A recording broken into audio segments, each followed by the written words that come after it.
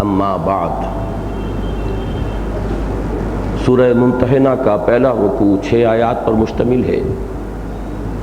اور دوسرے رکوع کی 7 آیات ہیں، لیکن پچھلی مرتبہ ہم نے 7 آیات کا مطالعہ کر لیا تھا۔ آج بقیہ 6 آیات کا مطالعہ کرنا ہے، گویا کہ 8ویں آیت سے اب میں تلاوت کر رہا ہوں۔ اعوذ باللہ من الشیطان الرجیم، بسم اللہ الرحمن الرحیم۔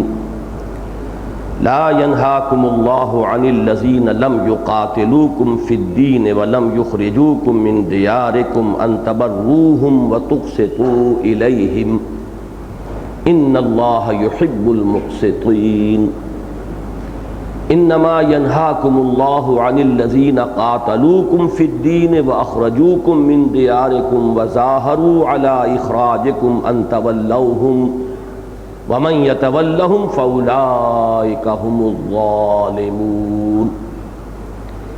يَا أَيُّهَا الَّذِينَ آمَنُوا إِذَا جَاءَكُمُ الْمُؤْمِنَاتُ مُهَاجِرَاتٍ فَامْتَحِنُوهُنَّ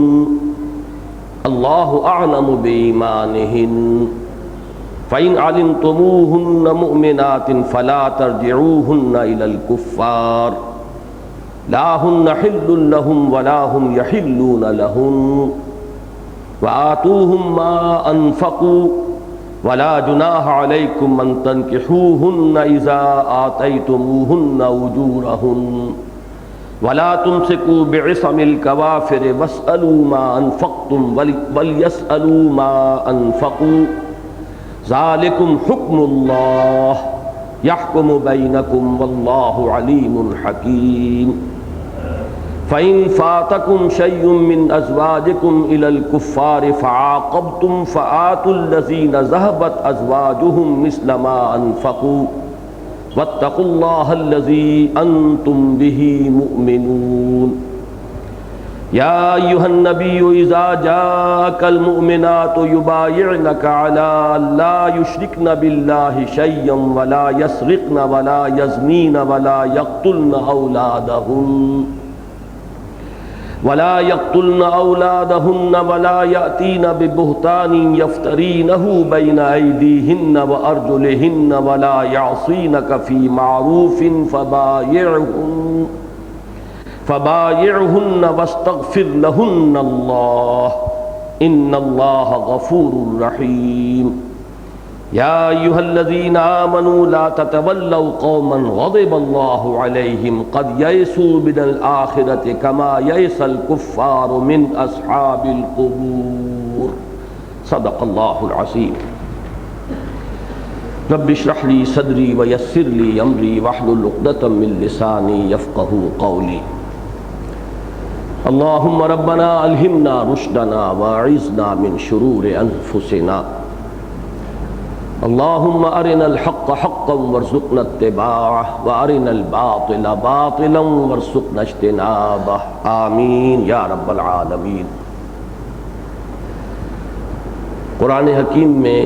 مدنی صورتوں کا جو چھٹا گروپ سورہ حدید سے شروع ہو کر سورہ تحریم پر ختم ہوتا ہے، پچھلی مرتبہ میں عرض کر چکا ہوں کہ تعداد میں یہ کل 10 صورتیں ہیں، جن کی ایک تقسیم اس اعتبار سے ہے کہ 5 صورتوں کا آغاز ہوتا ہے تسبیح باری تعالیٰ کے ذکر سے، سبح للہ یا یسبح للہ کے الفاظ سے، اور 5 صورتیں وہ ہیں جو بلا تمہید کسی تسبیح و تحمید کے ذکر کے بغیر شروع ہو جاتی ہیں۔ پھر ان میں جو ہم یہ چوتھی صورت ہے جو پڑھ رہے ہیں، تو ان 4 صورتوں میں ایک ترتیب یہ سامنے آئی کہ 2 کے 2 جوڑے بن گئے۔ پہلے مسبحات میں سے ایک صورت جو ام المسبحات ہے، انتہائی جامع، انتہائی اہم، جیسے پورے قرآن مجید کے لیے ام القرآن ہے سورہ فاتحہ، ایسے اس گروپ کے لیے ام المسبحات ہے سورہ حدید۔ اس کے بعد ایک صورت وہ کہ جس میں وہ آغاز میں تسبیح باری تعالیٰ کا ذکر نہیں ہے، پھر ایک مسبحات میں سے، پھر ایک وہ کہ جو بلا تمہید شروع ہو گئی ہے۔ اس طرح ایک تو ان کے درمیان جو ہے جوڑوں کی نسبت اس پہلو سے ہے۔ اس کے بعد جو جوڑا آ رہا ہے وہ میں نے عرض کیا تھا کہ وہ اس کا انتہائی مرکزی جوڑا ہے، سورہ صف اور سورہ جمعہ، یہ دونوں مسبحات ہیں جو دونوں جڑی ہوئی ہیں مصحف کے اندر، بالکل ساتھ ساتھ آئی ہیں۔ اس کے بعد ایک عکسی ترتیب ہو جاتی ہے، پہلے سورہ منافقون ہے جس کے آغاز میں کوئی تسبیح نہیں ہے، پھر سورہ تغابن ہے،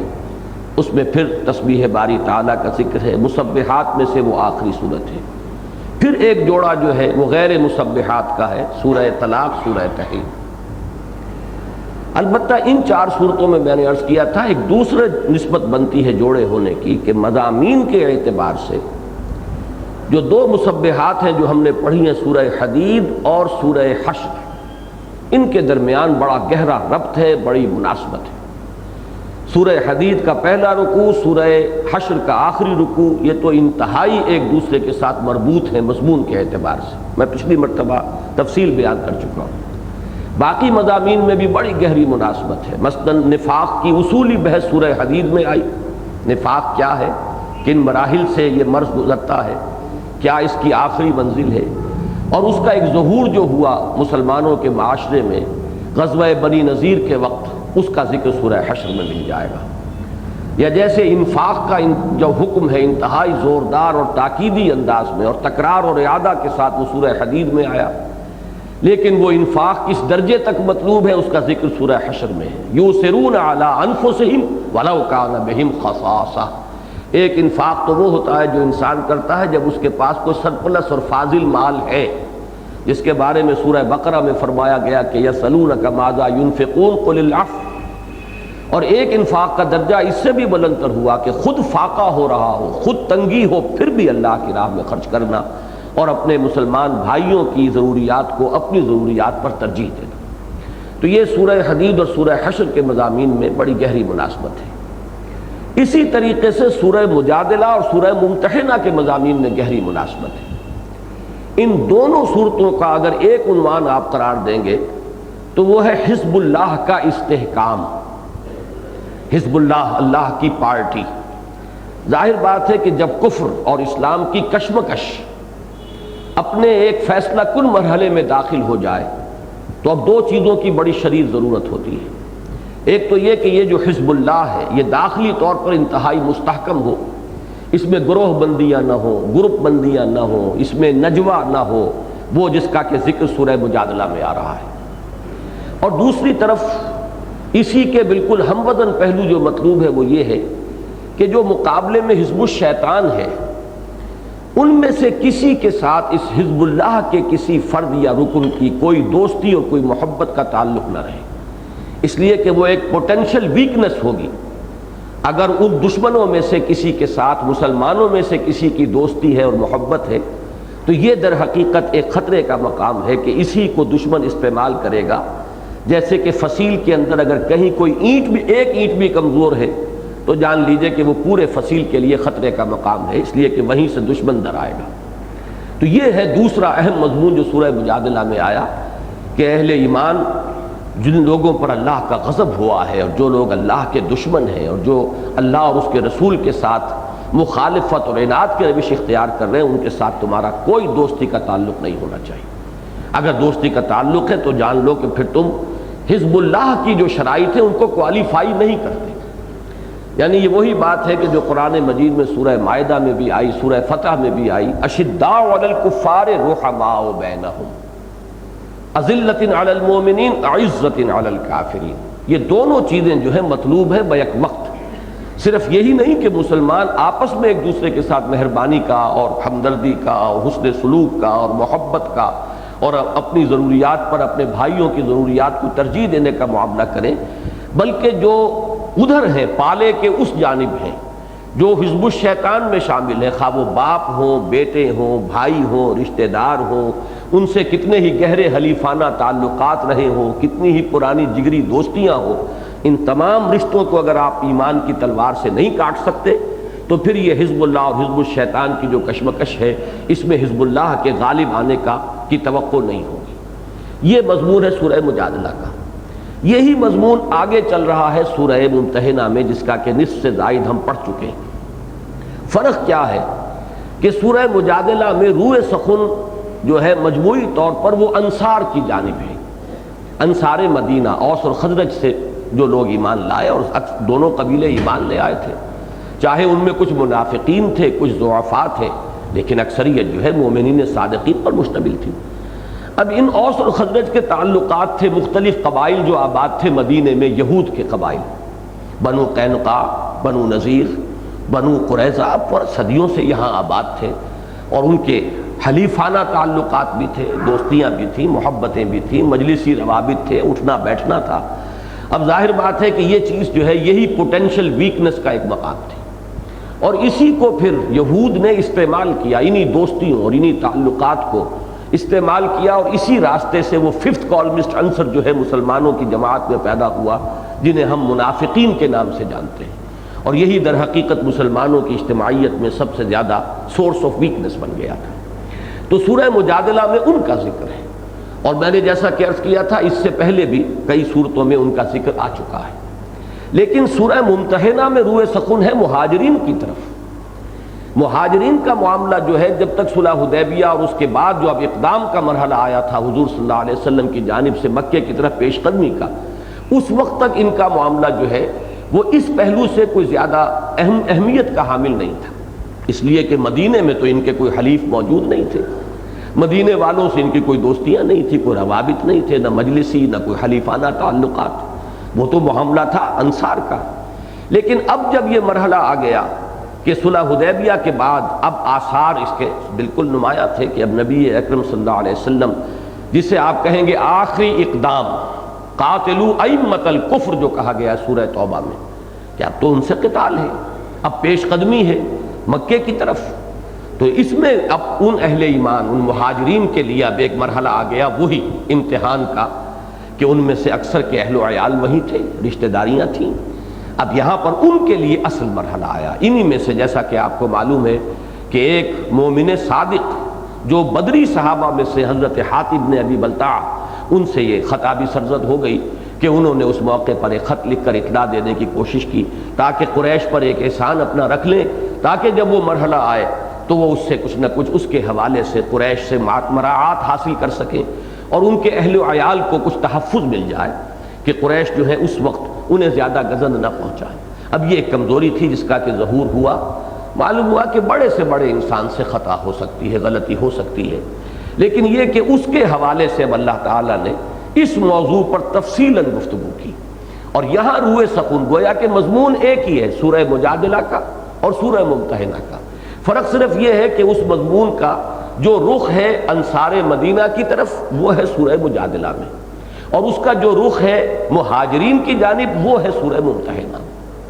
اور میں پچھلی مرتبہ عرض کر چکا ہوں کہ بالکل یہی انداز جو ہے، یعنی مہاجرین سے خطاب اس انداز سے قرآن مجید میں دوسری جگہ پر آپ کو ملے گا سورہ توبہ میں، وہ آیات سورہ توبہ کی جو دوسرے اور تیسرے رکوع میں شامل ہیں، اس لیے کہ وہ بھی فتح مکہ سے متصلاً قبل نازل ہوئی۔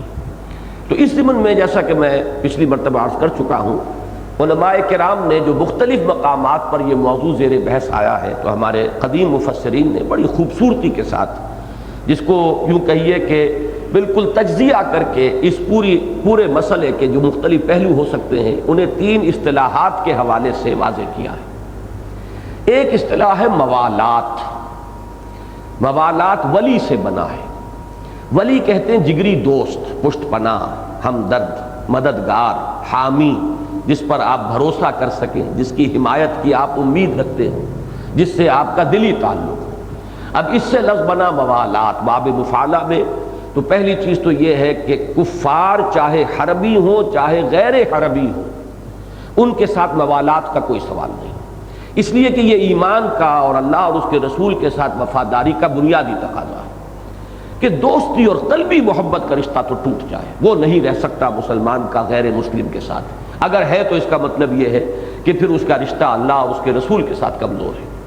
یہ تو ایک معین بات ہو گئی۔ موالات جو ہے وہ تو صرف اہل ایمان کے دائرے میں ہوگی، موالات جو ہے اس دائرے سے باہر ہے ہی نہیں۔ دوسری اصطلاح ہے مدارات۔ مدارات یہ ہے کہ کسی سے خوش خلقی کے ساتھ پیش آئیں، اور کسی کے ساتھ ایک ظاہرہ برتاؤ جو ہے، جس کو آپ کہیں مجلسی انداز میں، وہ ایک خوش خلقی اور اچھا انداز، اس کا اختیار کرنا، اس کی بھی اجازت دی گئی ہے صرف اس صورت میں کہ کفار سے کوئی مضرت کا اندیشہ ہو، یہ سورہ آل عمران کی آیت نمبر 28 میں تفصیل سے یہ بات آ چکی جو میں نے پچھلی مرتبہ وضاحت سے بیان کی تھی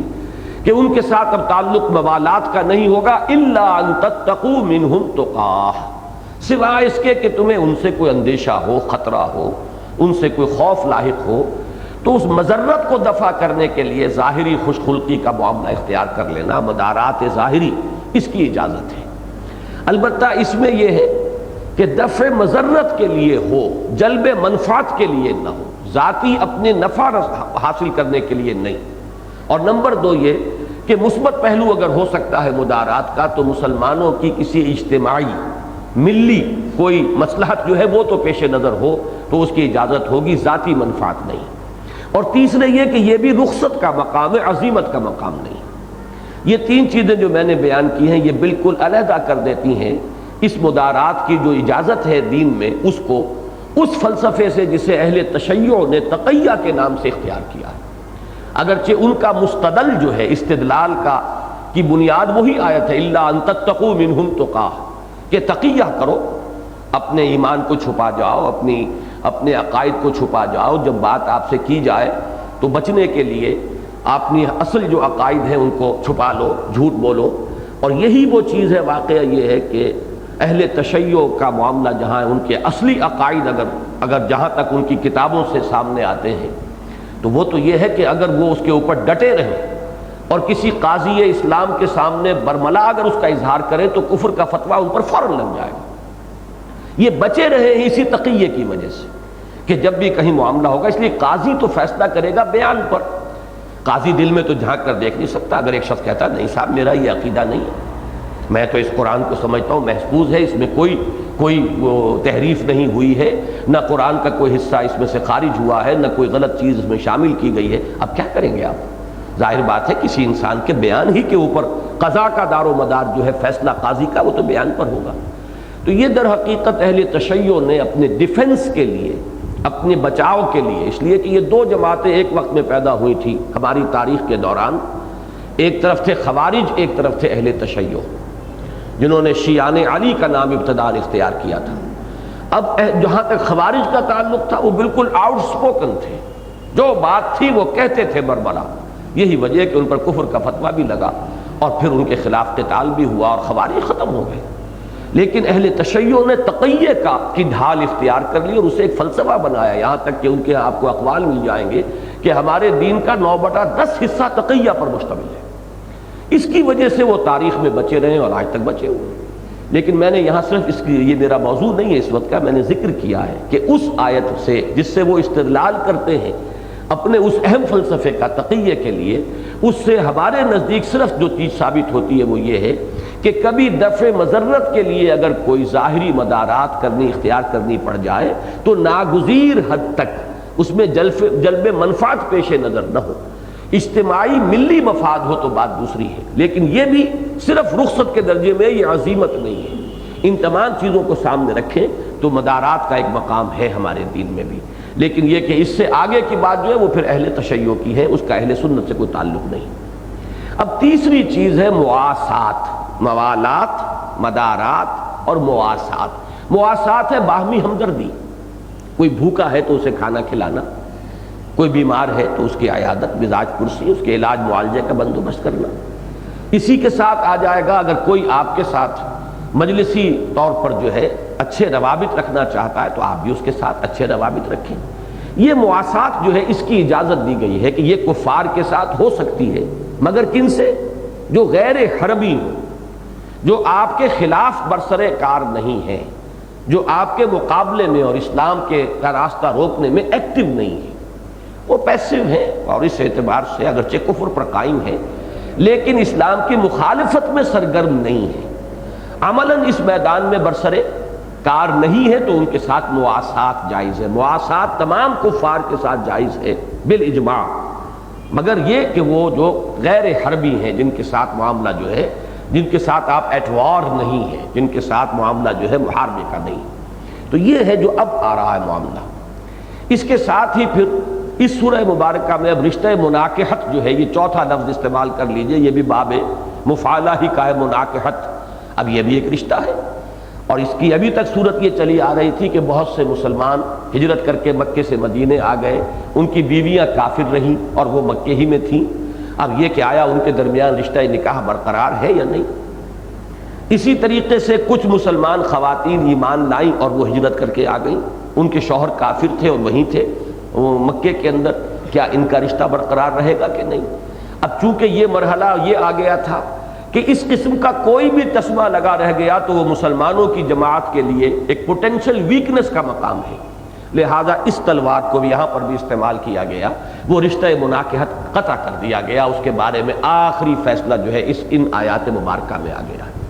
تو یہ ربط و تعلق ہے ان صورتوں کے مضامین کا، اور آج جو ہے یہ مضمون جو آ رہا ہے میں نے اس کی تقریباً آپ کے سامنے جو تسلسل اور ربط ہے اس کا سابقہ سے جو ہم پڑھ چکے ہیں وہ واضح کر دیا۔ ایک بات اور واضح کروں تو پھر انشاءاللہ بڑی تیزی سے ہم گزر جائیں گے کہ یہ جو شدت یہاں پائی جاتی ہے کہ قطعاً ان کے ساتھ دوستی نہ ہو، کوئی تعلق نہ ہو، اگر ہوگا تو پھر گویا کہ تمہارا اللہ سے کوئی تعلق نہیں ہے، یہ شدت عام حالات میں کسی مسلمان کے سمجھ میں نہیں آئے گی، بلکہ اسے کہا جائے گا کہ یہ تو بہت تشدد ہے، بہت سختی ہے، سوائے اس کے کہ اس کے سامنے دین کا وہ ڈائنامک کانسیپٹ موجود ہو۔ ایک ہے دین کا اسٹیٹک کانسیپٹ جس میں کہ پیسفل کو ایگزسٹنس ہے باطل کے ساتھ، ٹھیک ہے باطل بھی ہے حق بھی ہے، وہ لیو اینڈ لیٹ لیو، تم بھی رہو انہیں بھی رہنے دو، جس کو ہم رواداری اور نہ معلوم کس کس الفاظ سے بڑے خوشنما الفاظ ہم نے اس کے لیے اختیار کر لیے ہیں۔ ایک خاص دور تھا جب کہ ہم مغلوب تھے، کفر کا ہم پر غلبہ ہو گیا تھا اور کفر ہمیں تانے دیتا تھا کہ یہ تو بڑے وحشی قسم کے لوگ ہیں، یہ تو بڑے خونخوار قسم کے لوگ ہیں، ان کے ہاں تو بڑے قتال کی باتیں ہیں، یہ تو دوستی کی اجازت نہیں دیتے۔ اب یہ جو انداز ان کا تھا تو ایک دور ہم پر گزرا ہے کہ ہم نے بڑا اپولوجیٹک انداز، معذرت خواہانہ انداز اختیار کیا، نہیں ایسی بات نہیں ہے، اسلام کی یہ تعلیم نہیں ہے، آپ کو غلط فہمی ہوئی ہے۔ بہرحال یہ انداز جو ہے یہ در حقیقت اسلام کی جو صحیح تعلیم ہے اس سے صرف نظر یا غض بصر کرنے کا نتیجہ ہے۔ اسلام کا اصل تصور ہے ڈائنامک، وہ حق کا غلبہ چاہتا ہے، باطل کو صرف مغلوب ہونے کی کیفیت میں وہ لیز آف ایگزسٹنس دینے کے لیے تیار ہے۔ یؤتوا الجزیۃ عن ید وہم صاغرون، کہ اہل باطل جو ہے کافر وہ چھوٹے بن کر رہیں اور اپنے ہاتھ سے جزیہ پیش کریں، دین کا غلبہ ہو تب تو وہ ان کو گوارا کرنے کو تیار ہے، ورنہ اسلام اور ایمان کی تو پوٹینشل وار ہے، ہر آن ہر لحظہ وہ پوٹینشلی ایٹ وار ہے۔ اور اس میں یہ جان لیجئے میں نے سیرت النبی صلی اللہ علیہ وسلم کا جو تجزیہ کیا ہے منہج انقلاب نبوی نامی کتاب میں نے واضح کیا ہے کہ اس میں یہ کہا جا سکتا ہے کہ ابتدا جو ہے وہ در حقیقت اہل ایمان کی طرف سے ہوئی، اس لیے کہ جب ہم کہتے ہیں کہ یہ کفر ہے، یہ باطل ہے، یہ ظلم ہے، یہ ناانصافی ہے، تو گویا کہ ہم نے علم بغاوت بلند کیا نا۔ مکے میں لوگ رہ رہے تھے آرام سے، اس میں غلام بھی تھے، اس میں دبے پسے ہوئے لوگ بھی تھے، اپنی قسمت پر قانے تھے، کوئی وہاں ہنگامہ نہیں تھا، لیکن جب کہا گیا لا الہ الا اللہ تو میں یہ کہا کرتا ہوں کہ جیسے ایک تالاب ہو اس میں پانی پرسکون ہو، پہلا پتھر آپ نے پھینکا تو اس میں لہریں اٹھی، اب لہریں تو چلیں گی، وہ درمیان سے لہریں چل کر وہ تو آخر تک جائیں گی، لیکن پتھر کس نے پھینکا؟ پتھر اس نے پھینکا جس نے کہا لا الہ الا اللہ۔ تمہارے عقائد غلط، تمہارا نظام غلط، تمہاری معاشرت غلط، تمہاری اقدار غلط، تو یہ در حقیقت کلمہ بغاوت ہے۔ تو در حقیقت اسلام کی طرف سے ہے جارحیت کفر کے خلاف۔ یہ بات دوسری ہے کہ مسلمانوں میں ابھی قوت نہ ہو، مسلمانوں کے اندر ابھی اتنی استعداد نہ ہو، یا جیسے ہمارا حال تھا، یعنی یا تو میں نے پہلی بات کہی ہے وہ جو اولین مسلمان تھے ابھی مکے کے اندر ہیں، انہوں نے کوئی اقدام براہ راست نہیں کیا کفر کے خلاف سوائے قول کے لا الہ الا اللہ، ان کے معبودوں کو باطل قرار دیا، ان کے عقائد کو باطل قرار دیا، لیکن اقدام ابھی صرف باللسان ہے، زبان کے ذریعے سے ہے، بالید نہیں ہے، طاقت کے ساتھ اور اپنے ہاتھ کے ساتھ ان کے خلاف کوئی اقدام نہیں کیا گیا، کیونکہ ابھی قوت کم ہے، ابھی اتنی تعداد نہیں ہے۔ جیسے ہی وہ قوت فراہم ہو گئی پھر اقدام ہوا باضابطہ۔ یا پھر یہ صورتحال ہے جو ہماری ہے کہ ہمارے ایمان اتنے کمزور ہیں، ہمارا خود کمٹمنٹ اللہ کے ساتھ، اللہ کے دین کے ساتھ وہ اتنا قوی نہیں ہے کہ وہ ہمیں سر ہتھیلی پر رکھ کر نکلنے پر آمادہ کر سکے۔ مسلمانوں کی ایک جمعیت ہے، ایک قوم ہے مسلمانوں کے نام سے، باقی وہ حقیقی ایمان اور حقیقی ذوق جذبہ جہاد اور ذوق شہادت یہ کہاں ہے؟ یہ تو گویا کہ معدوم کے درجے میں۔ تو یہ بات دوسری ہے لیکن اصولی اعتبار سے جان لیجئے کہ اسلام غلبہ کفر کو برداشت نہیں کرتا. اس کی تو پوری جد و جہد یہ ہے کہ کفر اور باطل کے خلاف اقدام کیا جائے، اس کو مغلوب کیا جائے. لِتَكُونَ كَلِمَةُ اللَّهِ الْعُلْيَا. اب اگر یہ چیز سامنے ہوگی تب حقیقت نظر آ جائے گی کہ یہ جو کشمکش حق و باطل ہے، ستیزہ کار رہا ہے ازل سے تا امروز، چراغ مصطفی سے شرار بولہبی، یہ کشمکش تو ختم نہیں ہوگی، جاری رہے گی. تو اس کشمکش کو پیش نظر رکھیں گے تو اس کا پھر منطقی اور لازمی تقاضا یہی ہے جو یہاں بیان ہو رہا ہے. جب تک یہ رشتے نہیں کٹیں گے، جب تک ایمان کی تلوار ان تسموں کو کاٹ نہیں پھینکے گی، اس وقت تک اس کشمکش میں حزب اللہ یا اہل حق کا غالب آنا اس کی جو ہے امید موہوم رہے گی. پھر تو لازم ہے کہ رحماء بینہم اشداء علی الکفار اذلۃ علی المؤمنین عزۃ علی الکافرین. یہ شکل جو ہے، یہ پولرائزیشن آپ کہہ لیں اسے، بالکل کلیئر کٹ پولرائزیشن ایمان کی بنیاد پر جب تک نہیں ہوگی اس وقت تک ظاہر بات ہے کامیابی کا کوئی امکان نہیں. بہرحال جو آیتیں پڑھ چکے ہیں، اب ان میں مثلاً میں ذکر کرنا چاہتا تھا کہ یہ جو اقدامی انداز ہے، یہ حضرت ابراہیم کو جو پیش کیا گیا اور ان کے ساتھیوں کے قول کو بطور اسوہ، دیکھیے اس کا انداز دیکھیے کیا تھا. انا براء منکم ومما تعبدون من دون اللہ کفرنا بکم وبدأ بیننا وبینکم العداوۃ والبغضاء ابدا حتی تؤمنوا. اب یہ بڑا چیلنجنگ انداز ہے، اس میں وہ معذرت خانہ انداز نہیں ہے، بڑا چیلنجنگ انداز ہے کہ ہم بری ہیں تم سے بھی اور تمہارے معبودوں سے بھی. ہم نے کفر کیا تمہارا، اور تمہارے اور ہمارے مابین اب ہمیشہ ہمیش کے لیے جدائی ہی نہیں، عداوت اور دشمنی ڈال دی گئی، دشمنی پیدا ہو گئی. We are at war, potentially at war. ہمارے اور تمہارے مابین کسی مفاہمت کا کوئی سوال نہیں، حتی تؤمنوا، جب تک کہ تم ایمان نہ لاؤ. یہ ہے وہ انداز، یہ جارحانہ اسے کہنا چاہے تو کہہ لیں، اگرچہ وہ لفظ اچھا نہیں ہے، لیکن یہ کہ کسی بات کی حقیقت کو واضح کرنے کے لیے ذرا ثقیل اور زیادہ سٹرونگ لفظ جو ہے لانا پڑتا ہے. اس کے لیے صحیح لفظ تو ہے اقدامی انداز ہے، لیکن یہ کہ اسی کو اگر آپ جارحیت سے تعبیر کریں تو غلط نہیں ہوگا. تو یہی انداز آگے آیا تھا جو آخری آیت ہم نے پڑھی تھی. فرمایا گیا تھا کہ عسى اللہ ان یجعل بینکم وبین الذین عادیتم، ان یجعل بینکم وبین الذین عادیتم منہم مودہ. عادیتم، عادیتم میں ضمیر فاعلی کون ہے؟ تم نے دشمنی جن سے کی ہے ایمان کی وجہ سے. یہ نہیں کہا انہوں نے دشمنی کی ہے، بلکہ جن سے تم نے دشمنی کر لی ہے ایمان کی وجہ سے. مسلمانوں، ہو سکتا ہے اللہ تعالی حالات بدل دے، اللہ کے دین کو جب فتح ظاہری اور فتح قطعی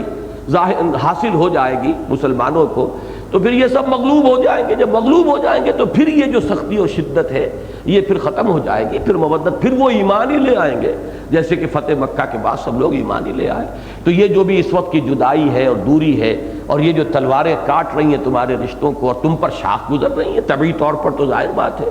کہ سابقہ محبتیں ہیں، اہل و عیال کی محبتیں ہیں، اپنے رشتہ داروں کی محبتیں ہیں، وہ یوں ختم تو نہیں ہو جاتی. لیکن یہ کہ جن سے تم نے دشمنی کر لی ہے اللہ کی وجہ سے، اللہ کے رسول کی وجہ سے، اللہ کے دین کی وجہ سے، گھبراؤ نہیں، ان قریب اللہ تعالیٰ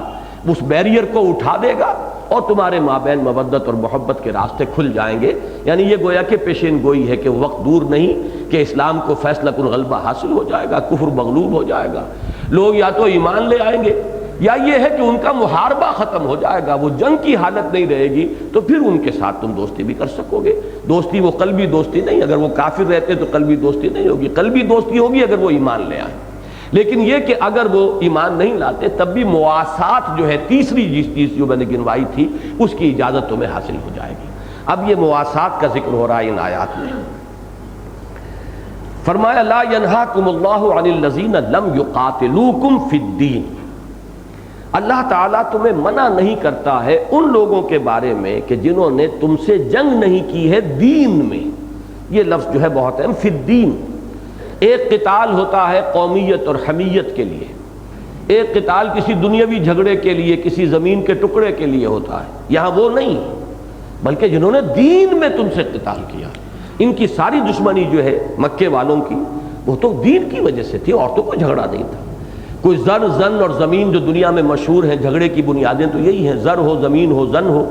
ظاہر بات ہے محمد الرسول اللہ صلی اللہ علیہ وسلم اور آپ کے صحابہ کا کوئی جھگڑا کفار قریش کے ساتھ جو ہے وہ زر زن یا زمین کا نہیں تھا، دین کا تھا۔ تو جو لوگ دین میں تم سے جھگڑتے نہیں ہیں، لڑتے نہیں ہیں، تمہاری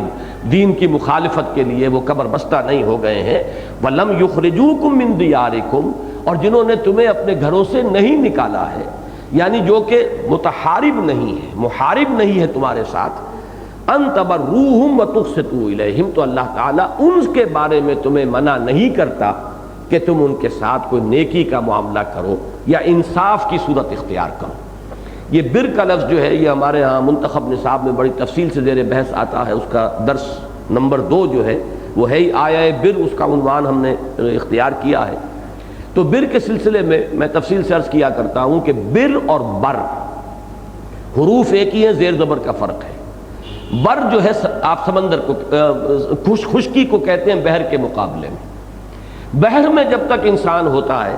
کچھ نہ کچھ بے چینی رہتی ہے، یا تو بڑے سے بڑا جہاز بھی ہے تو ڈولتا ہے، کچھ اس کے اندر جو ہے ادھر سے ادھر کو راکنگ ہوتی ہے۔ بہرحال وہ جو آدمی کشتی میں ہے اور کشتی سے اتر کر جب ساحل پر قدم رکھتا ہے تو ایک دم اسے ایک اطمینان سا ہوتا ہے کہ اب فرم زمین میرے قدم تلے آ گئی ہے، مضبوط زمین۔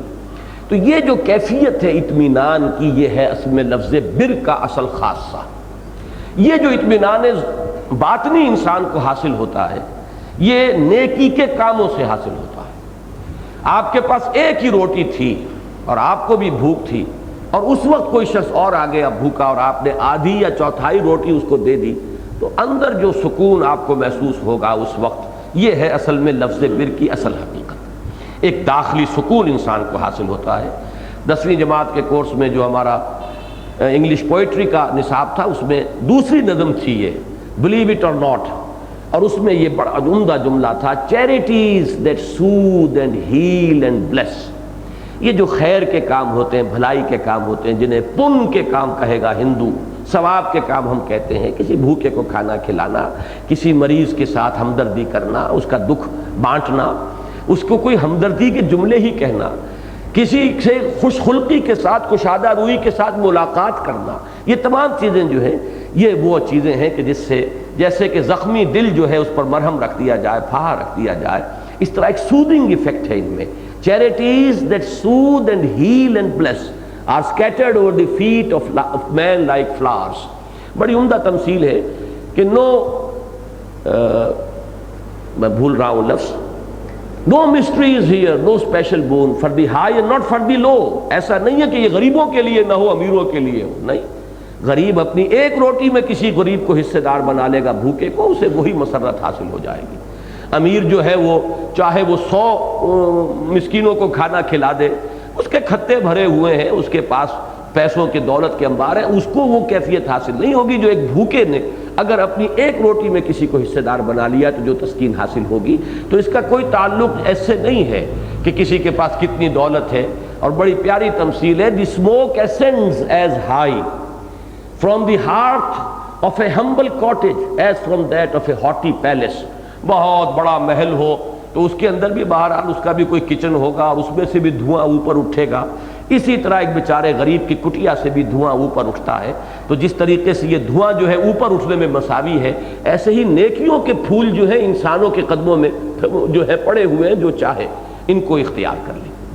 وہ ہے بر۔ معاسات کا لفظ میں نے اس لیے استعمال کیا، ہمدردی ہے، دکھ درد میں شرکت ہے، کسی کی تکلیف کو رفع کرنا ہے، بھوکے کو کھانا کھلانا ہے، یہ معاسات ہے، اس سے اللہ نہیں روکتا۔ البتہ تھوڑا سا ایک اشکال پیدا ہوتا ہے، وَتُقْسِطُوا إِلَيْهِمْ، اور اللہ اس سے بھی نہیں روکتا کہ تم ان کی طرف انصاف کی روش اختیار کرو۔ تو اس میں گویا کہ ایک مفہوم مخالف پیدا ہو سکتا ہے ذہن میں، اسے اہل منطق کہتے ہیں مفہوم مخالف۔ ایک منطقی نتیجہ نکلتا ہے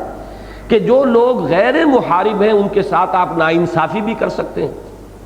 قرآن مجید کی دوسری جو محکم آیات ہیں وہ اس کے ضمن میں واضح ہیں کہ چاہے دشمنی ہو، عدل کا دامن ہاتھ سے نہیں چھوڑنا۔ یہ سورہ مائدہ کے اندر صاف صاف فرمایا، یا ایھا الذین آمنوا کونوا قوامین للہ شہداء بالقسط ولو علی انفسکم او الوالدین والاقربین۔ بلکہ یہ تو ہے سورہ نساء کی آیت، کونوا قوامین بالقسط شہداء للہ ولو علی انفسکم او الوالدین والاقربین۔ تمہیں تو عدل اور انصاف کے علمبردار بن کر کھڑا ہونا ہے، اللہ کی گواہی دینی ہے، چاہے تمہارے اپنے خلاف جا رہی ہو بات، تمہارے والدین کے خلاف جا رہی ہو، تمہارے رشتہ داروں کے خلاف جا رہی ہو۔ یہی مضمون اکثر ترتیب کے ساتھ آیا، یا ایھا الذین آمنوا کونوا قوامین للہ شہداء بالقسط لا یجرمنکم شنآن قوم علی الا تعدلوا اعدلوا ھو اقرب للتقوی۔ کسی قوم کی دشمنی تمہیں اس بات پر آمادہ نہ کر دے کہ تم انصاف نہ کرو، انصاف کرو، یہی تقوی سے قریب تر ہے۔ تو یہاں جو ہے اس کے معنی بعض حضرات نے خوبصورتی کے ساتھ بیان کیے ہیں کہ یہاں تقسطوا الیہم کا معاملہ یہ ہے، ان کے ساتھ انصاف کی روش اختیار کرو، بئی معنی کہ اگر وہ تمہارے ساتھ حسن تمدنی تعلقات استوار کرنا چاہتے تو استوار کرو، اگر وہ ہاتھ بڑھاتے ہیں تو تم بھی ہاتھ بڑھاؤ۔ ایک تو ہے نیکی کا معاملہ، بھوکے کے ساتھ، غریب کے ساتھ، مسکین کے ساتھ، کسی کو تکلیف میں دیکھ کر، وہ تو بر ہو گیا، ان تبروہم۔ اور پھر یہ ہے کہ اگر وہ تمہارے ساتھ کوئی اچھے روابط قائم کرنا چاہے تو انصاف کا تقاضا ہے کہ تم بھی ان کے ساتھ اچھے روابط قائم کرو۔ گویا کہ جو کفار مسلمانوں کے خلاف اور اسلام کے خلاف برسر کار نہ ہوں، دشمنی کے اندر سرگرم نہ ہوں، ان کے ساتھ تمدنی تعلقات اور روابط رکھنے میں قطعاً کوئی پابندی نہیں ہے۔ اس معاملے میں بعض حضرات بہت زیادہ یعنی افراد کے ساتھ تفرید کا معاملہ بھی ہو جاتا ہے، دوسری انتہا کو نکل جاتے ہیں، اس لیے یہاں اس کو کھول دیا گیا۔ ان اللہ یحب المقسطین، یقیناً اللہ تعالی انصاف کرنے والوں کو پسند فرماتا ہے۔ انما ینہاکم اللہ عن الذین قاتلوکم فی الدین، اللہ تو تمہیں روک رہا ہے ان لوگوں سے جنہوں نے تم سے جنگ کی ہے دین کے معاملے میں، واخرجوکم من دیارکم، اور انہوں نے تمہیں نکالا ہے تمہارے گھروں سے، وظاہروا علی اخراجکم، اور انہوں نے جتھا بندی کی ہے۔ مظاہرہ جو ہے جتھا بندی کو کہتے ہیں، وہ گویا کہ گٹھ جوڑ کرنا، انہوں نے گٹھ جوڑ کیا، جتھا بندی کی تمہیں نکالنے پر، کہ ان کے ساتھ ان تولوہم، کہ تم ان کے ساتھ دوستی کرو، یہ چیز جو ہے کسی درجے میں بھی اللہ تعالیٰ جو ہے اس کی اجازت نہیں دیتا۔ اب یہاں تولوہم جو ہے وہ در حقیقت آخری درجے کی بات کہی گئی ہے، اصلاً تو ان کے لیے مواسات بھی نہیں ہے، اس لیے کہ پہلے جو بات فرمائی گئی ہے کہ جو تمہارے ساتھ جنگ نہیں کرتے، جنہوں نے تمہارے اخراج کے اندر جو ہے کوئی ایکٹیو حصہ نہیں لیا ہے، ان کے لیے تم بر کر سکتے ہو، نیکی کر سکتے ہو، ان کے ساتھ حسن سلوک کر سکتے ہو، ان کے طرف سے اگر ہاتھ بڑھایا جا رہا ہو تمدنی روابط کا تو تم بھی ان کی طرف جو ہے ہاتھ بڑھا سکتے ہو۔ تو ایک انتہا وہ ہے، ایک انتہا یہ بیان کر دی گئی ہے تولوہم، اس میں اصل میں شناعت کا ذکر ہے، جیسے کہ سورہ نور میں آیا، کسی چیز کے اندر جو گھناونا پن ہے اس کو ظاہر کرنے کے لیے آگے کی بات کر دیتے ہیں۔ وہ آگے کی بات کیا ہے کہ وَلَا تُكْرِهُ فَتَيَاتِكُمْ عَلَى الْبِغَاءِ إِنْ أَرَدْنَا تَحَسُّنًا،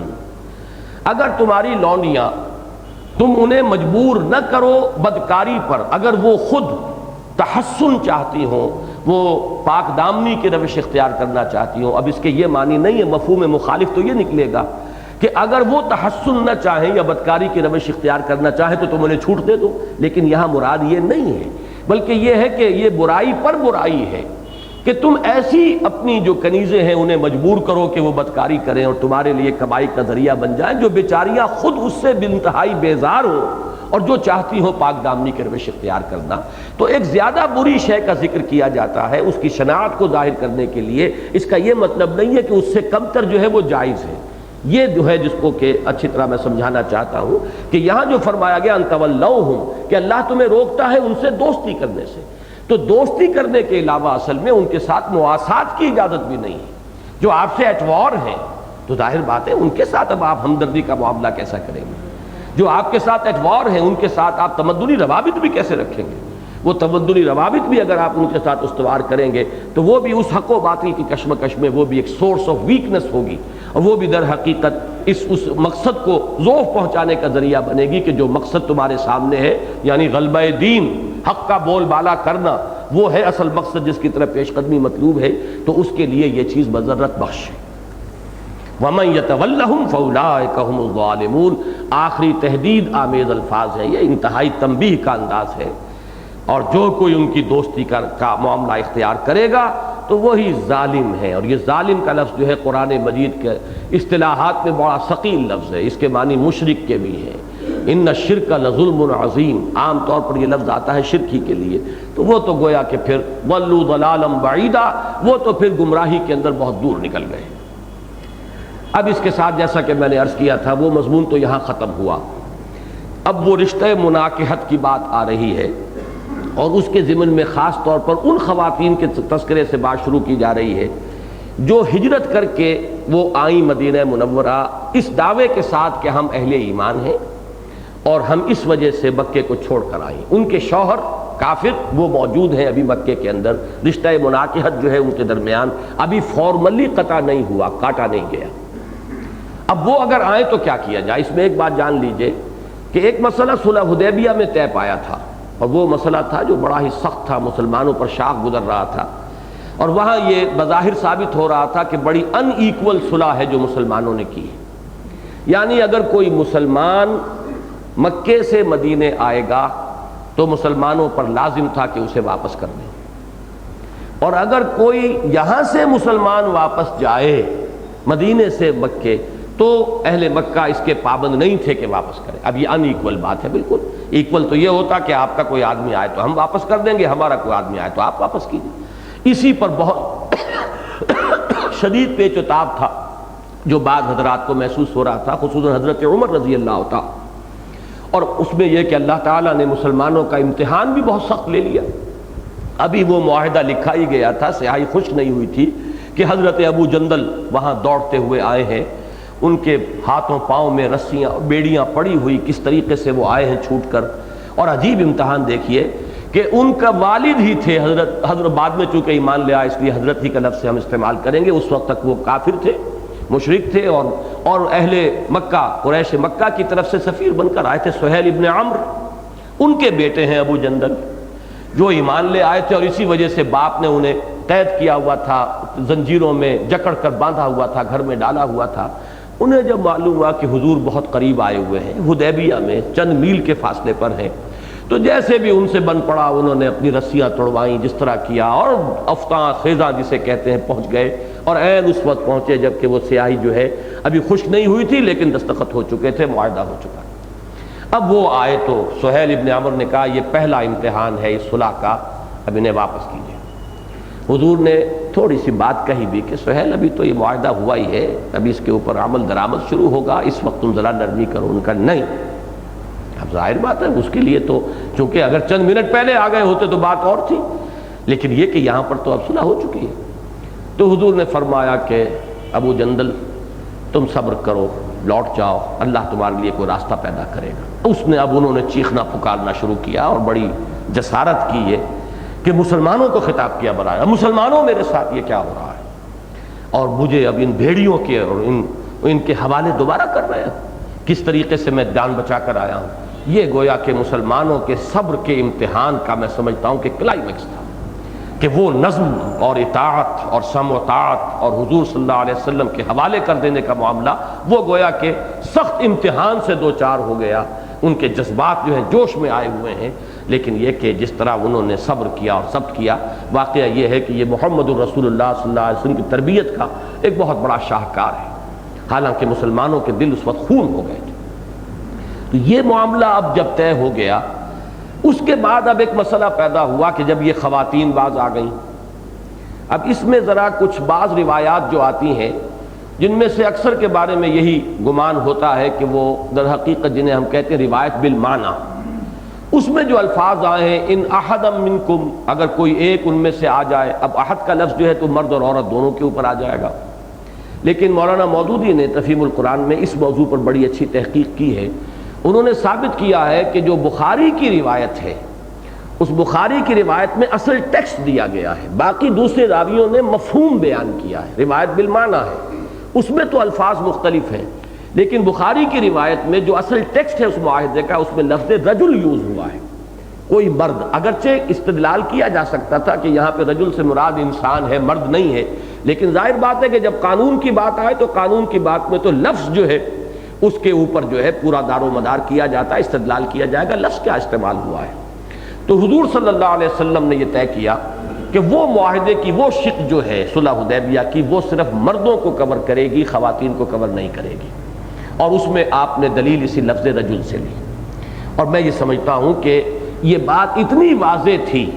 کہ اس کے خلاف کوئی احتجاج بھی کفار کی طرف سے، قریش مکہ کی طرف سے آن ریکارڈ نہیں ہے، ورنہ تو شور مچا دیتے کہ یہ غدر ہے، یہ بے وفائی ہے، یہ عہد کی خلاف ورزی ہے. لیکن نہیں، انہوں نے بھی دیکھا، چاہے یہ سٹ پٹا کر رہ گئے ہوں کہ ہم سے غلطی ہو گئی ہے لفظ کے انتخاب میں، لیکن بہرحال لفظ ہی کا معاملہ تو تھا جس کی وجہ سے ابو جندل کو اسی وقت واپس کرنا پڑا. معاہدے کے اندر تو، قانون میں تو لفظ جو ہے اس کی بڑی اہمیت ہے. تو اس کی روح سے حضور صلی اللہ علیہ وسلم نے وہی فیصلہ کیا، اور اسی فیصلے کی توثیق ہے جو اللہ تعالیٰ کی طرف سے ان آیات میں آ رہی ہے. فرمایا یا ایھا الذین آمنوا، اہل ایمان، اذا جاءکم المؤمنات مہاجرات، جب آئیں تمہارے پاس مومن عورتیں ہجرت کرتے ہوئے. یہ مہاجرات جو ہے یہ حالت نسبی میں ہے، یہ حال ہے، اس حال میں کہ وہ ہجرت کرتی ہوئی آئیں. فامتحنوہن، تو ذرا ان کا امتحان کر لیا کرو، جانچ پرکھ کر لیا کرو، اس لیے کہ امکانات تو دوسرے بھی تھے نا. کوئی عورت وہاں اپنے شوہر سے بیدار ہو جائے، لڑ پڑے اور وہاں سے آ جائے بھاگ کر یہاں، یا یہاں کسی مرد کی محبت جو ہے اسے کھینچ کر لے آئی ہو، جبکہ فی الواقع وہ ایمان اصل سبب نہ بنا ہو ہجرت کا. تو بہت سے احتمالات تھے. ایسے ہی سیاحت کے لیے،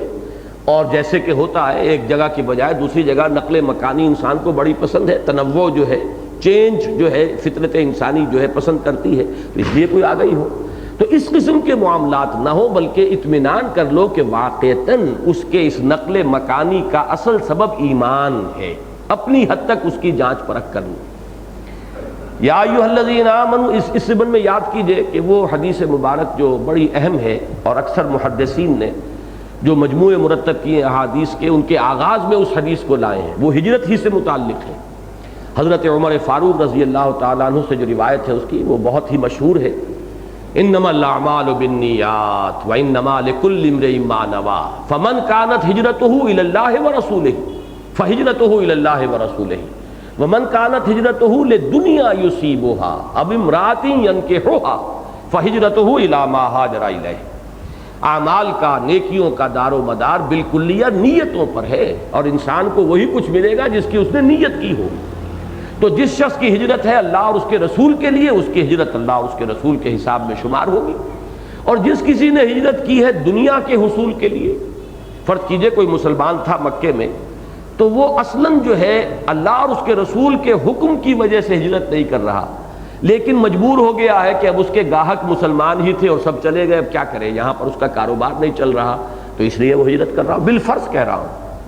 یا یہ کہ کسی مسلمان خاتون سے محبت تھی اور اس سے نکاح کرنے کا خواہش مند تھا، اور وہ مسلمان خاتون ہجرت کر کے چلی گئی، اور اب یہ بھی کچے دھاگے سے بندھے ہوئے چلے آ رہے ہیں. جیسے کہ ایک صاحب کے بارے میں مشہور ہو گیا تھا، مہاجر ام قیس، یہ ام قیس کے مہاجر ہیں، انہوں نے ام قیس کے عشق کی وجہ سے ہجرت کی ہے. تو یہ اگر ہجرت ہے تو اللہ جانتا ہے کہ کس نے ہجرت کس نیت سے کی ہے. تو وہ ہجرت بظاہر تو ہے مکے کو چھوڑ کر مدینے آ جانا، یہ ہے ہجرت کا ظاہری شکل،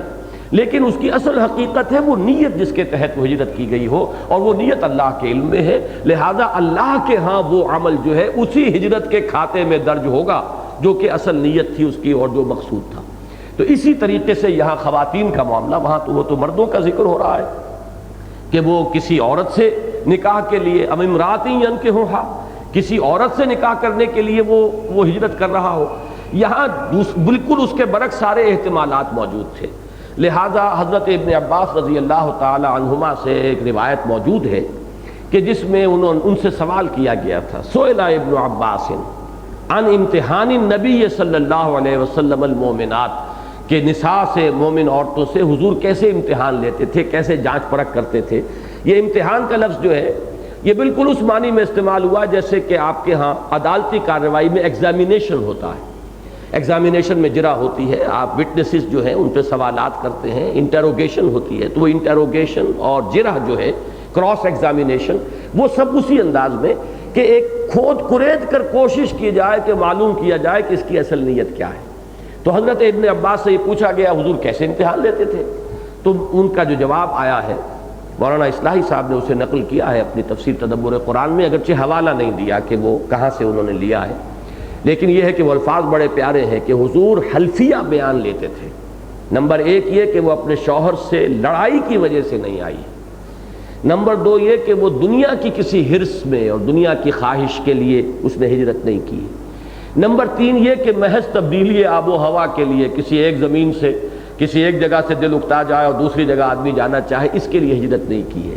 اور چوتھے یہ کہ وہ مثبت طور پر حلف لے اس بات کا کہ اس نے اللہ اور اس کے رسول کے لیے، اللہ کے دین کے لیے ہجرت کی ہے. تو یہ بھی بیان ہے، ظاہر بات ہے کہ بیان جھوٹا بھی ہو سکتا ہے. اس لیے آگے فرمایا کہ یا ایھا الذین آمنوا اذا جاءکم المؤمنات مہاجرات فامتحنوہن اللہ اعلم بایمانہن. اللہ ہی بہتر جانتا ہے ان کے ایمان کو. ظاہر بات ہے کہ وہ ایمان حقیقی تو دل میں ہے. کوئی شخص تقیے پر اتر آیا ہو اور آخری درجے میں تقیہ کر رہا ہو تو ظاہر بات ہے کہ اب اس کا جو ہے فیصلہ کوئی دنیا کا قاضی تو نہیں کر سکتا. وہ تو اللہ ہی جانتا ہے کس کے دل میں حقیقی ایمان ہے اور کس کے دل میں حقیقی ایمان نہیں ہے. لیکن جس حد تک بھی تمہارے لیے یہ ممکن ہے، اس لیے کہ ہر چیز کے کچھ آثار ہوتے ہیں، کچھ شواہد ہوتے ہیں، تو اپنی امکانی حد تک کراس ایگزامینیشن کے ذریعے سے کوشش کرو کہ تم جانچ پرکھ کر لو کہ ایسے ہی کوئی آوارہ عورت، کوئی آبرو باختہ عورت، کوئی ویسے ہی بھاگی ہوئی اپنے گھر سے کوئی عورت یا کسی کے عشق میں مبتلا عورت تو نہیں ہے یہ کہ جو اس نے ہجرت کا جو ہے لبادہ اوڑھ لیا ہے. ایسی عورتیں اگر اس لبادے میں تمہارے معاشرے میں داخل ہو گئیں تو بڑا فساد پیدا ہو جائے گا، اخلاقی فساد بھی پیدا ہوگا. پھر وہ ان کی طرف سے گویا کہ جاسوس بن کر بھی بھیجی جا سکتی ہیں، اس کے بھی اندیشے موجود ہیں. لہذا یہاں یہ احتیاط کی طرف توجہ دلائی. فامتحنوہن اللہ اعلم بایمانہن فإن علمتموہن مؤمنات. پھر اگر تمہارے علم میں یہ بات آئے کہ وہ مومن ہیں، یعنی یہ کہ اپنی امکانی حد تک تم نے اطمینان کر لیا اور تم نے تسلی کر لی، تم نے یہی سمجھا، غالب امکان اس بات کا نظر آیا کہ وہ مومن ہیں، فلا ترجعوہن الی الکفار، تو ان کو مت لوٹاؤ کفار کی طرف، ان کو نہیں لوٹایا جا سکتا. یہ گویا کہ در حقیقت پس منظر میں وہی صلح حدیبیہ کی وہ شق ہے کہ جس میں کہ اگر اسے عموم پر رکھا جاتا تو لازم ہو جاتا کہ ان عورتوں کو بھی لوٹایا جائے، لیکن اس میں یہ خاص کا پہلو اور اللہ کا فضل کے اس میں لفظ رجل کے استعمال سے اس کے لیے وہ بنیاد موجود تھی کہ جس پر کسی مخالف کو جو ہے حرف گیری کرنے کا کوئی موقع نہیں تھا، کوئی امکان نہیں تھا. تو ان کو مت لوٹاؤ کفار کی طرف. اب یہاں دیکھیے یہ ضمنی مضمون ہے، یہاں پر 2 ایمانوں کا ذکر یہاں بھی ہو گیا، جیسا کہ قرآن مجید میں بہت سے مقامات پر آیا. یا ایھا الذین آمنوا آمنوا باللہ ورسولہ، اے اہل ایمان ایمان لاؤ اللہ پر، اس کے رسول پر. اب یہ 2 ایمان ہو گئے. ایک قانونی ایمان ہے، جیسے ہی کسی نے کہا اشہد ان لا الہ الا اللہ واشہد ان محمد رسول اللہ، سکھ تھا، پارسی تھا، عیسائی تھا، یہودی تھا، اسلام میں آ گیا، ایمان میں آ گیا. یہ قانونی ایمان ہے. حقیقی ایمان وہ ہوگا جب دل میں اتر جائے، یقین کی کیفیت ہو جائے. جیسے کہ سورہ حجرات میں فرمایا قالت الاعراب آمنا قل لم تؤمنوا ولکن قولوا اسلمنا ولما يدخل الايمان في قلوبكم. ابھی ایمان تمہارے دلوں میں داخل نہیں ہوا ہے، تم کہہ سکتے ہو ہم اسلام لے آئے، ہم نے اطاعت قبول کر لی. تو وہی جو 2 ایمان ہیں، ایک قانونی ایمان، ایک حقیقی ایمان.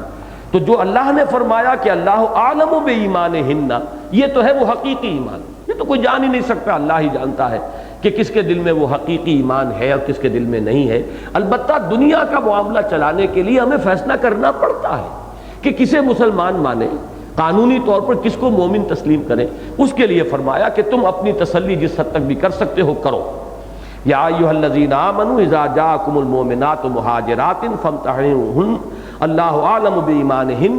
فإن علمتموہن مؤمنات فلا ترجعوہن الی الکفار لا ہن حل لہم ولا ہم یحلون لہن. یہ ہے وہ تلوار جو رشتہ مناکحت کو قطع کر رہی ہے. جیسے رشتہ داریاں دوسری کٹ گئیں، خونی رشتے کٹ گئے، جیسے سابقہ دوستیاں کٹ گئیں، سابقہ حلیفانہ تعلقات کٹ گئے، وہ تمام کے تمام یہ رشتہ مناکحت بھی اب ایمان کی تلوار سے قطع ہو گیا. نہ وہ ان کے لیے حلال ہے، لا ہن حل لہم، نہ یہ خواتین مسلمان اب حلال ہیں اپنے ان کافر شوہروں کے لیے، ولا ہم یحلون لہن، اور نہ ہی وہ کافر مرد جو ہیں اب حلال ہیں ان مسلمان اور مومن عورتوں کے لیے. وآتوہم ما انفقوا. اب چونکہ معاملہ تھا دور صلح کا، چونکہ صلح حدیبیہ ہوئی ہے اور وہاں جو ہے معاملہ مصالحت کا ہے، لہذا یہاں انداز بھی وہی ہے. وآتوہم ما انفقوا، ان کے کافر شوہروں نے جو ان پر خرچ کیا تھا، انہیں مہر دیا تھا، وہ انہیں لوٹا دو. یہ معاملہ جو ہے مصالحت کا ہے اور باہمی جو ہے ایک چیز کو طے کر کے کرنے کا ہے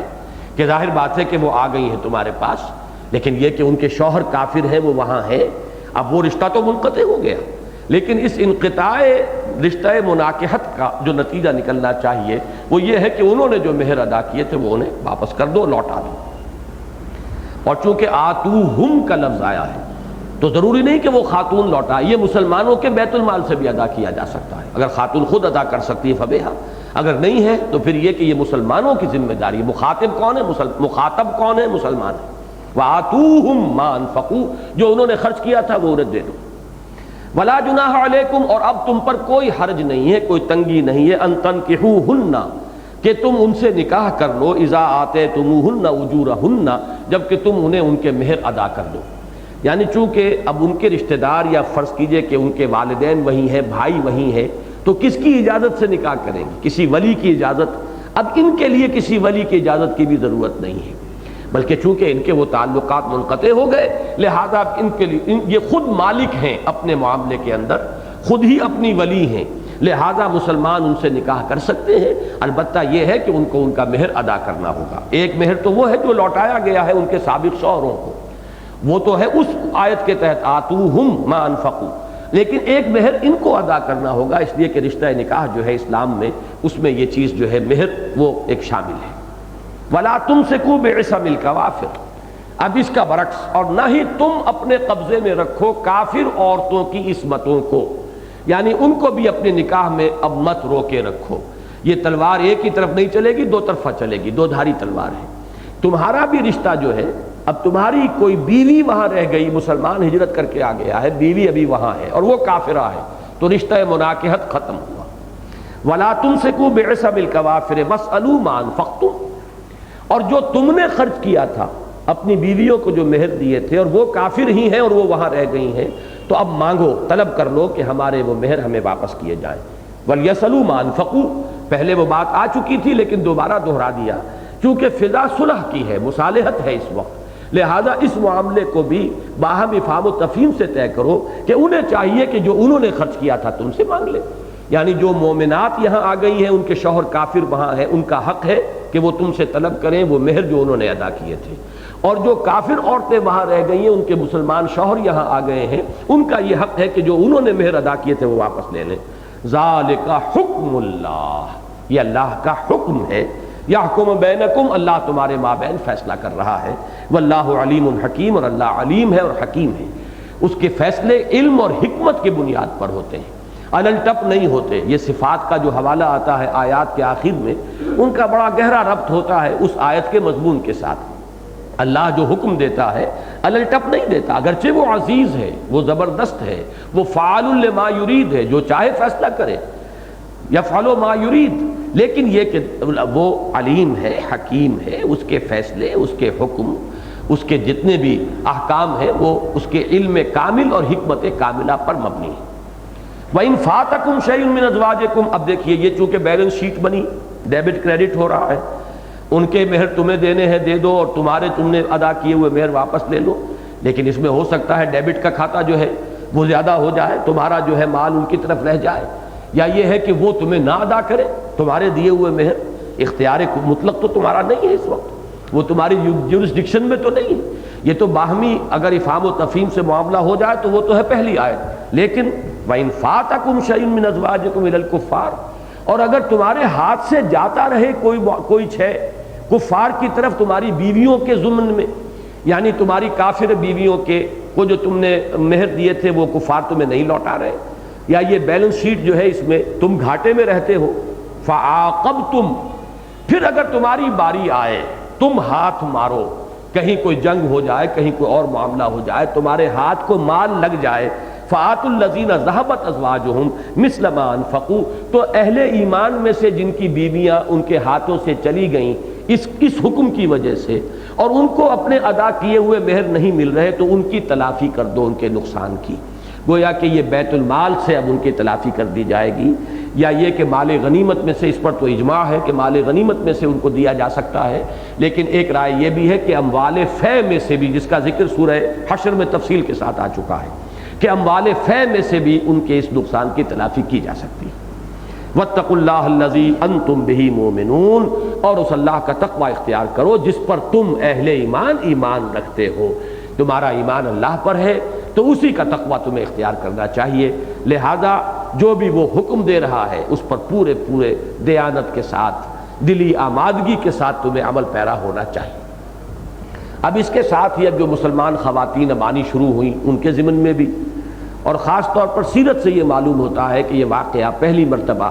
فتح مکہ کے بعد پیش آیا کہ حضور نے مسلمان خواتین سے بیعت لی ہے باضابطہ۔ یہ بیعت کا معاملہ جو ہے جہاں تک مردوں کی بیعت کا تعلق ہے وہ تو بہت شروع سے اس کا سلسلہ چل رہا تھا۔ بیعت اسلام کا ذکر بھی آتا ہے، اگرچہ بہت کم مکی دور میں، بعد میں زیادہ ذکر اس کا ملے گا۔ پھر بیعت عقبہ اولا، بیعت عقبہ ثانیہ، یہ ہجرت سے قبل جو ہے دو بیعتیں جو ہیں حضور نے انصار مدینہ سے لی تھی۔ پھر بیعت رضوان جو ہے وہ ہو چکی ہے۔ بیعت جہاد کا تذکرہ آتا ہے، نحن الذین بایعوا محمدا علی الجہاد ما بقینا ابدا۔ تو بہت سی بیعتیں ہیں جن کا ذکر جو ہے قرآن مجید میں اور حدیث میں، سیرت میں مردوں کے ضمن میں ملتا ہے۔ خواتین کی بیعت کے سلسلے میں یہی ہے کہ جو یہ آیت مبارکہ نازل ہوئی ہے، اور اس کے بارے میں گمان غالب یہی ہے کہ یہ فتح مکہ سے یا متصلاً قبل نازل ہوئی ہے یا عین فتح مکہ کے موقع پر نازل ہوئی ہے۔ تو اس وقت جو لوگ ایمان لائے تھے، مسلمان مرد بہت سے جو تھے قریش میں سے وہ ایمان لائے، اسی طریقے سے بہت سی خواتین ایمان لائیں، تو ان سے پھر ایک بیعت لینے کا حکم دیا گیا ہے نبی اکرم صلی اللہ علیہ وسلم کو۔ مردوں سے حضور نے خود بیعت لی تھی فتح مکہ کے دن، لیکن خواتین کے لیے آپ نے اپنا نمائندہ بنایا حضرت عمر کو رضی اللہ تعالی عنہ، اور انہوں نے بیعت لی۔ پھر مدینے واپس تشریف لا کر بھی حضور نے حضرت عمر ہی کو اپنا نمائندہ بنایا، اور انہوں نے پھر یہاں پر بھی خواتین سے عمومی بیعت لی ہے۔ اس سے پہلے مدینے میں خواتین کی کسی بیعت کا ثبوت نہیں ملتا۔ یا ایھا النبی اذا جاءک المؤمنات یبایعنک، اے نبی صلی اللہ علیہ وسلم جب آپ کے پاس آئیں مومن عورتیں آپ سے بیعت کرنے کے لیے، اس لفظ بیعت کو ذرا یہاں سمجھ لیجئے۔ یہ بیع کا لفظ جو ہے یہ تو ہر شخص جانتا ہے، بیع کے معنی خرید و فروخت، بیع و اشترا، شرا کے معنی بیچنا، اشترا کے معنی خریدنا، اور باع یبیع و بیچنا، اور ابتاع یہ باب افتعال میں آئے گا تو خرید لینا۔ تو خرید و فروخت اصل میں مبادلے کو کہتے ہیں۔ پچھلے زمانے میں تو آپ کو معلوم ہے اجناس کا مبادلہ ہوتا تھا، جس نے زمین پر محنت کی ہے، کوئی شے پیدا کی ہے، اس کے پاس وہ جو جنس ہے وہ لے آتا تھا، اور جو بیچارہ بیٹھا ہوا کرگھے کے اوپر وہ کپڑا بن رہا ہے اس کی محنت کا نتیجہ وہ ہے، تو آپس میں تبادلہ کر لیتے تھے، اتنی گندم لے لو اور اتنا کپڑا دے دو۔ تو اب کس کو قیمت کہیں گے، کس کو جنس کہیں گے؟ وہ کپڑا جو ہے قیمت ہے اس گندم کی، اور وہ گندم قیمت ہے اس کپڑے کی۔ تو اس اعتبار سے مبادلہ ہوتا تھا، اسی لیے عربی زبان میں یہ الفاظ جو ہے دونوں طرف سے استعمال ہوتے ہیں۔ بیع و شراء کا لفظ بھی استعمال ہوتا ہے، اور اشتراء کا لفظ بھی آ جاتا ہے خریدنے کے لیے، جبکہ شراء کے معنی بیچنا ہے۔ باع کے اصل معنی جو ہے بیچنے کے ہیں، لیکن ابتاع یہ خریدنے کے معنی میں آ جاتا ہے۔ تو یہ جب بیع ہوتی تھی قدیم زمانے سے ایک رواج تھا، جب میری اور آپ کی کوئی گفتگو ہو رہی ہے کسی سودے کے بارے میں، جب وہ پختہ ہوئی تو علامت کے طور پر ہینڈ شیک ہوتا تھا، مصافحہ ہوتا تھا کہ بات پختہ ہو گئی۔ تو کسی بھی شے کے پختگی کے لیے، وثوق کے لیے یہ ایک علامت تھی، ہاتھ سے ہاتھ ملانا، ہاتھ میں ہاتھ دے کر، گویا کہ اب بات پوری ہو گئی، پختہ ہو گئی۔ اب یہاں سے یہ بات آگے بڑھی کسی بھی عہد کے لیے، ایک تو ہے خرید و فروخت کا معاملہ، ایک عہد ہے، تو یہ ہمارے یہاں بھی آتا کہ لاؤ ہاتھ، اب کسی معاملے کے اوپر طے کرنے پر پھر وہ ہاتھ ملانا جو ہے وہ گویا کہ پختگی کی علامت ہے۔ تو کسی بھی معاہدے کے لیے یہ لفظ استعمال ہونا شروع ہوا۔ اب اس سے آگے یہ سمجھیے سورہ توبہ میں بیع و شراء کا ایک معاملہ کیا گیا ہے کہ اہل ایمان کا اللہ کے ساتھ ہوا۔ ان اللہ اشتری من المؤمنین انفسهم واموالهم بان لهم الجنہ، یہ بیع و شراء کس کے مابین ہوئی؟ اہل ایمان اور اللہ کے مابین۔ خریدار کون ہے، مشتری کون ہے؟ اللہ ہے۔ ان اللہ اشتری، اللہ نے خرید لی ہیں اہل ایمان سے ان کی جانیں اور مال، اور اس کی قیمت کیا ہے جو ملے گی؟ وہ ہے جنت، بان لهم الجنہ۔ لیکن چونکہ اللہ تعالیٰ تو بظاہر یا کہیے یا بذات ہی تو سامنے وہاں موجود نہیں ہے، لہذا اللہ کے نمائندے کی حیثیت سے یہ بیع و شراء محمد الرسول اللہ سے ہو رہی صلی اللہ علیہ وسلم، اسی کا نام اب بیعت ہے۔ بیعت دین کے ضمن میں جو معاہدہ بھی محمد الرسول اللہ صلی اللہ علیہ وسلم کے دست مبارک پر ہوا وہ گویا کہ بیعت ہے. اس میں بیع اگرچہ ہے اللہ کے ساتھ لیکن بیعت ہے محمد الرسول اللہ کے ساتھ صلی اللہ علیہ وسلم. یہی وجہ ہے کہ سورہ فتح میں اس کو کھول دیا گیا، ان الذین یبایعونک انما یبایعون اللہ ید اللہ فوق ایدیہم. اے نبی صلی اللہ علیہ وسلم، جو لوگ آپ سے بیعت کر رہے ہیں وہ حقیقت میں اللہ سے بیعت کر رہے ہیں اور اللہ کا ہاتھ ان کے ہاتھوں کے اوپر ہے. گویا کہ یہاں تین ہاتھ ہیں، ایک دست مبارک ہے محمد الرسول اللہ صلی اللہ علیہ وسلم کا، ایک ہے بیعت کرنے والے اس مومن کا مسلم کا، اور ایک پھر اللہ کا ہاتھ ہے جو ان دونوں ہاتھوں کے اوپر ہے. ید اللہ فوق ایدیہم، یہ ہے بیعت کا اصل مادہ. اب یہ جان لیجئے کہ ایک بیعت جو حضور نے لی تھی بیعت عقبہ اولی، اس کے الفاظ بعین ہی یہی تھے جو قرآن مجید میں نازل ہو رہے ہیں کم و بیش 10 سال کے بعد. یہ بھی من جملہ ان مثالوں کے ہیں کہ بہت سی چیزیں آپ کو سیرت میں تاریخی اعتبار میں حضور کی طرف سے پہلے ملیں گی، قرآن مجید میں ان کا ذکر بعد میں آیا ہے. وضو کا معاملہ بہت پہلے سکھا دیا گیا، سنت میں پہلے آیا ہے. حضرت جبرائیل نے سکھایا محمد الرسول اللہ صلی اللہ علیہ وسلم کو اور حضور نے سکھایا اہل ایمان کو. لیکن وضو کا لفظاً جو حکم آیا وہ سورہ مائدہ میں آیا ہے. سورہ مائدہ جو ہے وہ تو یوں سمجھیے کہ مدنی دور کے نصف آخر کی صورت ہے، وہ سن 6 ہجری کے آس پاس نازل ہوئی ہے. تو اس انداز میں سمجھ لیجئے کہ بہت سی چیزیں ہیں کہ جو پہلے محمد الرسول اللہ صلی اللہ علیہ وسلم کی سنت میں آپ کو ملیں گی، بعد میں گویا کہ ان کی توثیق میں پھر آیات مبارکہ آیات قرآنیہ نازل ہوئی ہیں. ان میں سے ایک یہ بھی ہے کہ بیعت عقبہ اولی جو لی گئی ہے سن 11 ہجری، سن 11 نبوی یہ سمجھنا چاہیے، بلکہ عین ممکن ہے کہ سن 10 نبوی ہو، اس لیے کہ سن 10 میں حضور نے سفر کیا تھا طائف کا، اور طائف میں جو صورت پیش آئی تھی وہ آپ حضرات کے علم میں ہے. واپس جب تشریف لائے ہیں تو انتہائی اب مایوسی کا معاملہ تھا. بظاہر احوال کوئی امید کی کرن کہیں نظر نہیں آتی تھی. مکے میں داخل بھی ہوئے تھے تو ایک کافر اور مشرک کی پناہ لے کر داخل ہوئے تھے صلی اللہ علیہ وسلم. حالات اتنے مایوس کن تھے. لیکن پہلی کھڑکی کھل گئی اسی کے موسم حج میں، اسی سن 10 کے موسم حج میں حضور صلی اللہ علیہ وسلم کو 6 انصاری مل گئے جو ایمان لے آئے، لیکن اس وقت بیعت نہیں ہوئی. اگلے سال وہ آئے تو 12 تھے. اب پہلی بیعت لی حضور نے تو سن 11 نبوی ہی بنے گا. سن 11 نبوی میں بیعت عقبہ اولی ہوئی. پھر اس وقت انہوں نے کہا کہ ہمیں دیجئے کوئی شخص جو ہمیں قرآن پڑھائے، اس لیے کہ مکے اور مدینے کے درمیان جو فاصلہ ہے، پھر یہ کہ کفار یہاں دشمن جس طریقے سے آپ کا محاصرہ کیے ہوئے ہیں، آپ سے ہم کھلم کھلا مل بھی نہیں سکتے، تو ظاہر بات ہے کہ وہ روابط نہیں رہ سکتے. تو کوئی شخص جو آپ کی تعلیمات ہم تک پہنچائے، قرآن ہمیں پڑھائے، ہمیں دیجئے. تو حضرت مصعب بن عمیر کو حضور نے بھیج دیا صلی اللہ علیہ وسلم. تو 12 سے پہلے بیعت ہوئی، یہ بیعت عقبہ اولی کہلاتی ہے. پھر جب حضرت مصعب بن عمیر گئے اور بعد میں حضرت عبداللہ ابن ام مکتوم کو بھی حضور نے بھیج دیا، یہ 2 ہو گئے وہاں. پھر ان کی دعوت و تبلیغ کے نتیجے میں اگلے سال آئے تو 75 افراد تھے، جن میں کہ 72 مرد اور 3 عورتیں. ان سے جب دوسری بیعت لیے وہ بیعت عقبہ ثانیہ ہے. یہ دونوں بیعتیں بڑی اہم ہیں.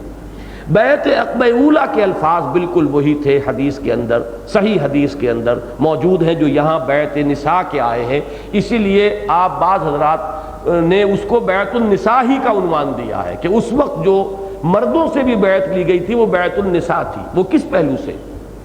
کہ ابھی اقدام کا مرحلہ نہیں تھا. ابھی یوں سمجھیے کہ وہ ابتدائی مرحلہ ہے، جس ابتدائی مرحلے میں ذاتی تربیت ہی اصل ہے کہ جو مطلوب ہے. انسان خود دین پر عمل پیرا ہو، برائیوں سے بچے، نیکیوں کا اہتمام کرے. لہذا ابھی وہ بیعت لی گئی تھی وہ بیعت تھی کہ جس کے اندر صرف منکرات سے رکنے کا عہد اور معروفات کے ضمن میں ایک اجمالی سا وعدہ کہ جو بھی نیکی کا حکم آپ دیں گے نیکی کے ضمن میں ہم اس کو مانیں گے. یہ تھا صرف. اس میں کسی سمع و طاعت، اور سمع و طاعت بھی فی المکرہ والمنشط فی العسر والیسر، کہ ہم آپ کا ہر حکم مانیں گے اور تسلیم کریں گے، سنیں گے اور مانیں گے،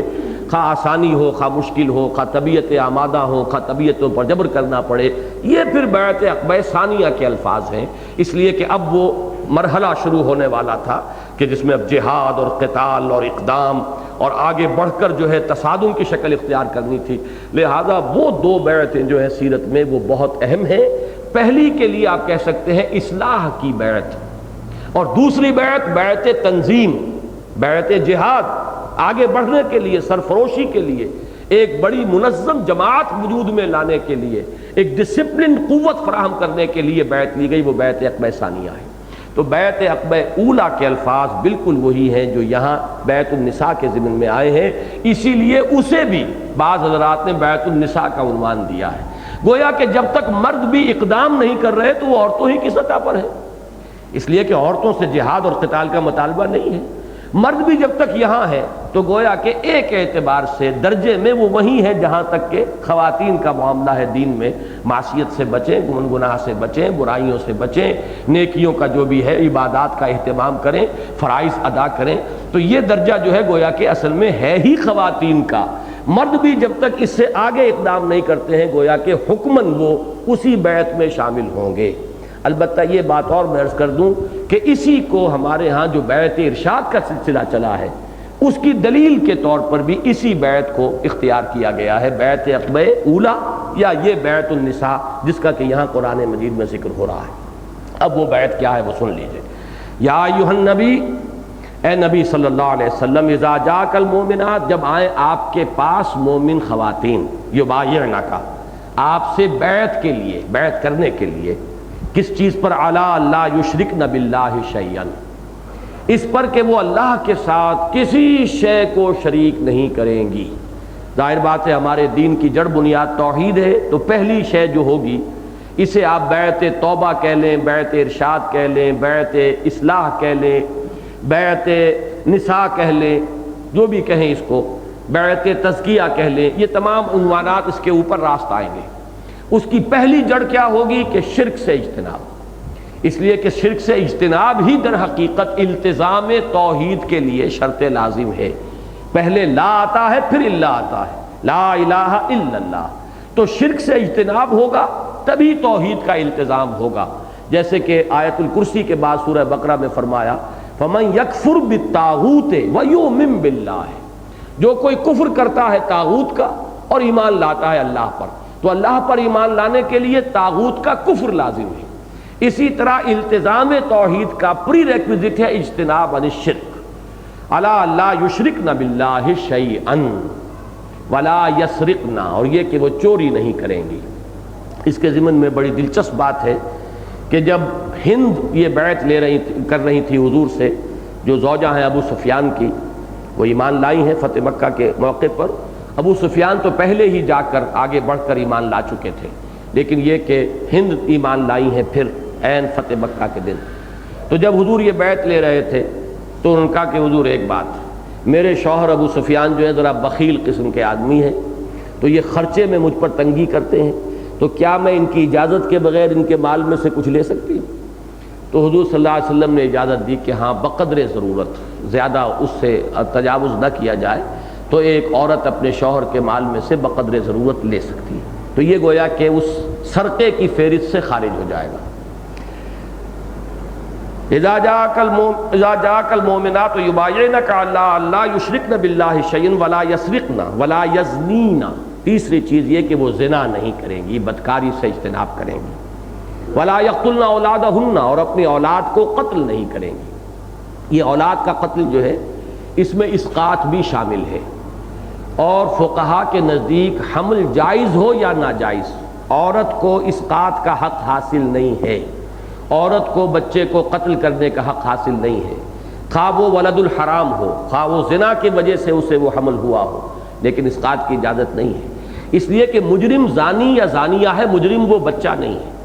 اس بچے کے اوپر کوئی الزام نہیں ہے، وہ تو جیسے کہ کل مولود یولد علی الفطرہ،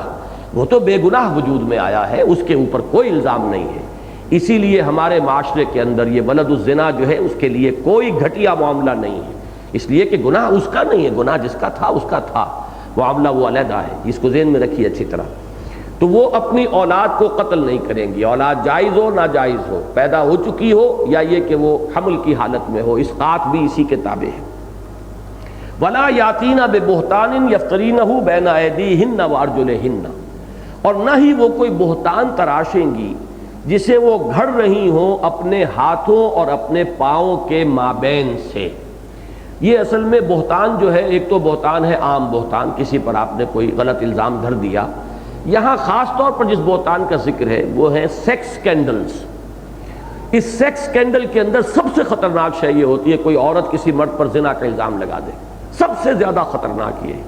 اور یہ حرب اکثر صالحین اور ابرار اور اللہ کے دین کی طرف بلانے والوں کے خلاف استعمال کیے گئے ہیں. کوئی آبرو باختہ عورت کھڑی ہو کر کہتے کہ اس شخص نے میرے مجھ پر زیادتی کی ہے. اب لوگ جو ہے، لوگوں کی کمزوریاں ہیں، یہ انسان کی کچھ طبعی اور جبلی کمزوریوں میں سے ہے کہ وہ برائی کو قبول کرنے کے لیے ذہناً آمادہ رہتا ہے اور اچھائی کو قبول کرنے میں تعامل کرتا ہے. کوئی شخص آپ کو کسی کے بارے میں کوئی اچھی بات کہے گا تو آپ کہیں گے ہو سکتا ہے ٹھیک ہے کہہ رہا ہے، شاید اس کا حسن ظن ہو، مانیں گے بھی تو بے دلی سے. اور کسی نے کوئی بری بات کسی کے بارے میں کہی آپ سے تو گویا کہ آپ پہلے سے تیار ہیں اس کو قبول کرنے کے لیے. الا ماشاءاللہ یہ انسانی کمزوریوں میں سے ہے جس کی طرف قرآن مجید میں مختلف مقامات پر اشارہ کیا گیا. خلق الانسان ضعیفا، انسان کی خلقت میں بعض پہلو کمزوری کے ہیں، پیدا ہی کیا گیا ہے بعض کمزوریوں کے ساتھ، ان میں سے ایک یہ بھی ہے. تو سب سے بڑا سکینڈل اور سب سے بڑا بہتان جو ہے وہ کوئی جنسی بہتان ہے، کسی پر لگا دینا. اور اس معاملے میں عورت کا معاملہ ایسا ہوتا ہے خاص طور پر کہ اس کی بات کو تو لوگ فوراً مان ہی لیتے ہیں کہ یہ کہہ رہی ہے تو ٹھیک کہہ رہی ہوگی. اچھا، اسی میں ایک پہلو عورتوں کی طرف سے یہ بھی ہو سکتا ہے کہ حمل کسی اور کا ہو اور وہ اپنے شوہر کی طرف منسوب کرے. یہ بھی افتراء ہے کہ اس نے اپنے شوہر کی طرف کسی اور کے حمل کو منسوب کیا ہے. تو یہ مختلف جتنے بھی جنسی سکینڈلز ہوں گے وہ سب اس میں آ جائیں گے، اور یہ بہت خوفناک ہوتے ہیں اور معاشرے کے اندر ان کی وجہ سے بہت سی برائیاں پھوٹ پڑتی ہیں. تو اس بیعت کے اندر اس کو بھی شامل کیا. ولا یاتینا ببہتان یفترینہ بین ایدیہن وارجلہن. اب یہ 5 چیزیں ہو گئیں جو منکرات ہیں. سب سے بڑا منکر اعظم شرک نہیں کریں گی. یہ سب نفی کی چیزیں آ رہی ہیں. شرک نہیں کریں گی، چوری نہیں کریں گی، زنا نہیں کریں گی، اور کوئی کسی قسم کے جنسی بہتان میں ملوث نہیں ہوں گی. یہ 4 چیزیں ہوئیں یا 5؟ ولا یقتلن اولادہن، 5 چیزیں ہو گئیں. اس کے بعد جو اس کے اندر مثبت پہلو ہے وہ جامع ولا یعصینک فی معروف، اور اس بات کا بھی وہ عہد کریں کہ وہ کسی بھی بھلے کام کا جس کا آپ حکم دیں اس میں آپ کی نافرمانی نہیں کریں گے. اب معروف کا لفظ یہاں جو آیا ہے تو بعض حضرات نے اس کو بہت اہمیت دے دی ہے کہ رسول کی اطاعت بھی صرف معروف میں ہے، تابع دیگراں چہ رسد. ایک حد تک تو بات صحیح ہے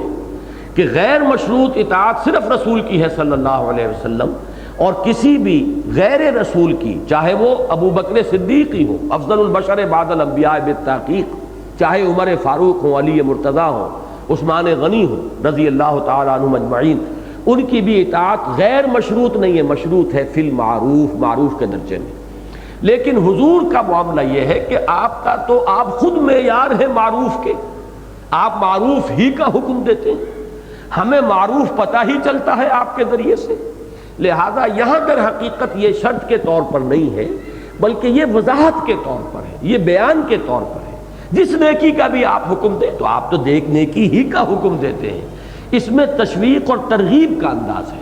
جیسے میں نے عرض کیا کہ وہاں جو فرمایا کہ وَلَا تُكْرِهُ فَتَيَاتِكُمْ عَلَى الْبِغَاءِ إِنْ أَرَدْنَا تَحَصُّنًا. تو وہاں در حقیقت یہ قانونی انداز میں نہیں ہے، شرط نہیں ہے، بلکہ یہ اس فعل کی شناعت جو ہے اس کو ظاہر کرنے کے لیے اضافی بات بیان کی گئی. اسی طرح یہاں ترغیب، حضور کی اطاعت کی ترغیب میں فی المعروف کا جو ہے اضافہ کیا گیا ہے، ترغیب کے لیے، تشویق کے لیے. یہ شرط نہیں ہے، اس لیے کہ حضور کے بارے میں یہ تصور ہو ہی نہیں سکتا کہ آپ منکر کا حکم دے سکتے ہیں، بلکہ منکر اور معروف کے اندر حد فاصل ہی محمد الرسول اللہ کی ذات ہے صلی اللہ علیہ وسلم. لیکن یہ کہ اس میں میں وہ عرض کر دوں کہ یہ تو بیعت عقبہ اولیٰ کے الفاظ تھے، جو مردوں سے بھی یہی انہی الفاظ میں حضور نے بیعت لی تھی. اب یہ خواتین کے لیے قرآن مجید میں نازل ہو گئے. بیعت عقبہ ثانیہ کے جو الفاظ ہیں اس میں کوئی معروف کا لفظ نہیں ہے. حضرت عبادہ ابن صامت رضی اللہ تعالی عنہما فرماتے ہیں بایعنا رسول اللہ صلی اللہ علیہ وسلم علی السمع والطاعت فی العسر والیسر والمنشط والمکرہ وعلی اثرۃ علینا. یہ لمبی حدیث ہے، ساری اس وقت میں بیان نہیں کر سکتا، وقت ختم ہو رہا ہے. ہم نے بیعت کی تھی اللہ کے رسول صلی اللہ علیہ وسلم سے کہ آپ کا ہر حکم سنیں گے اور مانیں گے، خواہ مشکل ہو خواہ آسانی ہو، خواہ ہماری طبائع آمادہ ہو، خواہ ہمیں اپنی طبیعتوں پر جبر کرنا پڑے، وہاں کسی معروف کے لفظ کا اضافہ نہیں ہے۔ تو یہ اچھی طرح نوٹ کر لیجئے کہ مردوں سے جو بیعت لی گئی اگلے سال، اور جو بیعت عقبہ ثانیہ جو ہے بنیاد بنی ہے اس تنظیم کی کہ جس کے تحت پھر آگے اقدام کے مراحل جو ہے حضور صلی اللہ علیہ وسلم نے جن کی طرف پیش قدمی کی ہے، اس کی بنیاد جو ہے وہ بیعت سمع و طاعت مطلقاً تھی حضور کے لیے، اور آئندہ البتہ جب بھی ہوگی ہم نے جو الفاظ اختیار کیے ہیں تنظیم اسلامی کی بیعت کے لیے، اس میں البتہ اضافہ کیا ہے علی السمع والطاعت فی المعروف، اس لیے کہ حضور کے بعد یہ مقام اب کسی کا نہیں ہے کہ غیر مشروط اطاعت جو ہے اس کا وہ مطالبہ کرے، یا کوئی شخص اس سے عہد کرے، بیعت کرے غیر مشروط اطاعت کی۔ جب یہ ہو تو فرمایا فبایعہن، تو اے نبی ان کی بیعت قبول فرما لیجئے، واستغفر لہن اللہ، اور ان کے لیے اللہ تعالیٰ سے استغفار کیجئے، ان اللہ غفور الرحیم، یقیناً اللہ تعالیٰ غفور ہے اور رحیم ہے۔ یا ایھا الذین آمنوا لا تتولوا قوما غضب اللہ علیہم، اب یہ گویا کہ وہی مضمون جو سورہ مجادلہ اور سورہ ممتحنہ کا جو اصل مضمون تھا، اصل جو اس کا عمود ہے ان دونوں صورتوں کا، آخر میں پھر اس کو گویا کہ مؤکد کر دیا مزید تاکید کے ساتھ، اہل ایمان ہرگز دوستی اختیار نہ کرو اس قوم کی جس پر اللہ کا غضب ہو گیا ہے۔ جو بھی اللہ کے دشمن ہے وہ مغضوب علیہم ہے، اگرچہ مغضوب علیہم جو ہے نصارہ کے مقابلے میں تو یہود کے لیے لفظ آتا ہے، لیکن یہ ہے کہ جو اللہ اور اس کے رسول کی دشمنی پر کمر کس لیں، وہ کسے باشد کوئی بھی ہو، ان پر اللہ کا گویا کہ غضب نازل ہو گیا، ان کی دوستی اختیار نہ کرو۔ قد یئسوا من الآخرہ، یہ جو کفار ہیں چاہے مشرکین میں سے ہوں چاہے اہل کتاب میں سے، یہود میں سے ہوں چاہے نصارہ میں سے، یہ آخرت سے مایوس ہو چکے ہیں، کما یئس الکفار من اصحاب القبور، جیسے کہ قبر والوں میں سے جو کافر ہیں جس طرح ان پر مایوسی طاری ہو چکی ہے۔ قبر میں آنے کے بعد ظاہر بات ہے کہ عالم آخرہ کے مقدمات کا آغاز ہو جاتا ہے، پتہ چل جاتا ہے عالم برزخ میں قدم رکھتے ہی کہ کیا حشر میرا ہونے والا ہے ہر کافر کو، اور ہوائیں آنے لگتی ہیں جنت کی طرف سے ایک صاحب ایمان کو، لہذا جو مایوسی ان کی قبر میں پہنچنے کے بعد ہو چکی ہوتی ہے وہ گویا کہ انتہائی مایوسی ہے، جس درجے میں وہ مایوس ہو چکے ہیں اللہ کی رحمت سے، اسی طرح یہ کفار خواہ مشرکین میں سے ہوں اور خواہ اہل کتاب میں سے ہوں، یہ آخرت سے مایوس ہو چکے ہیں، چاہے زبان سے آخرت پر ایمان کا دعویٰ بھی کر رہے ہیں۔ اللہ تعالی ہمیں حق کو پہچاننے کی توفیق عطا فرمائے، اور حق کا بول بالا کرنے اور حق کے غلبے کی جد و جہد کے لیے پوری تن من دھن کے ساتھ اپنے آپ کو لگا دینے کی توفیق عطا فرمائے، اور اس کی جملہ شرائط کو پورا کرنے کی توفیق عطا فرمائے۔ بارک اللہ لی ولکم فی القرآن العظیم ونفعنی وإیاکم بالآیات والذکر